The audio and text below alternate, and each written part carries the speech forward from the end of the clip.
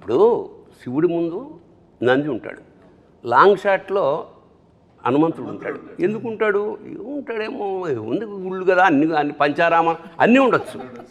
కానీ ఇందులో విష్ణుతత్వాన్ని తీసుకుని, ఆ రామతత్వాన్ని తీసుకుని అందులోంచి గద తీయడం అనేది అంటే శివకేశవులకు అభేదం. ఇప్పుడు ఎంత అంత అంత ఎంత ఎంత పొయిటిక్గా దానికి నిజంగా అంటే ఇప్పుడు దురదృష్టవశాత్తు దేశంలో మా విష్ణువు గొప్ప, మా శివుడు గొప్ప అనే ఒక దరిద్రమైన ఒక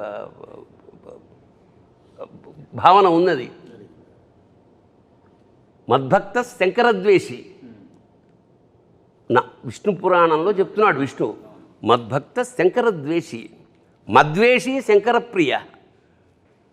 నా భక్తుడై శంకరాన్ని ద్వేషించేవాడు, శివుడి భక్తుడై నన్ను ద్వేషించేవాడు, యోభవు నరకం యాంతి యావశ్చంద్ర దివాకరం.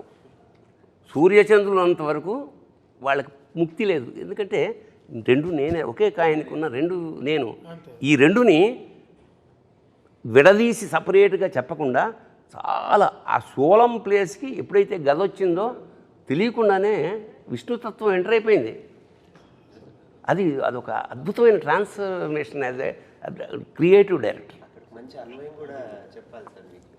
సినిమాలో ఫస్ట్ హాఫ్లో చూసినప్పుడు స్తంభం నుంచి నరసింహస్వామి ఆవిర్భవిస్తాడు, చిన్న 2 నిమిషాల ఘట్టం చూపిస్తారు. దానికి మళ్ళీ సెకండ్ హాఫ్ ఎలా లింక్ అన్నది ఒక చిన్న విశ్లేషణ ఉంది నా వరకు నేను ఆలోచించింది.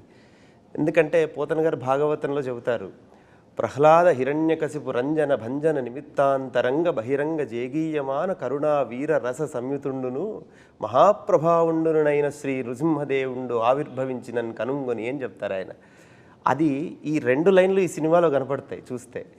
ఎందుకంటే వచ్చింది ఒకటే ఎంట్రీ, హీరో ఒకటేసారి ఎంట్రీ ఇస్తాడు నరసింహస్వామి స్తంభం నుంచి. కానీ ప్రహ్లాదుడికి అన్నాళ్ళు ఎదురు చూస్తున్న భగవంతుడిగా కనిపించాడు.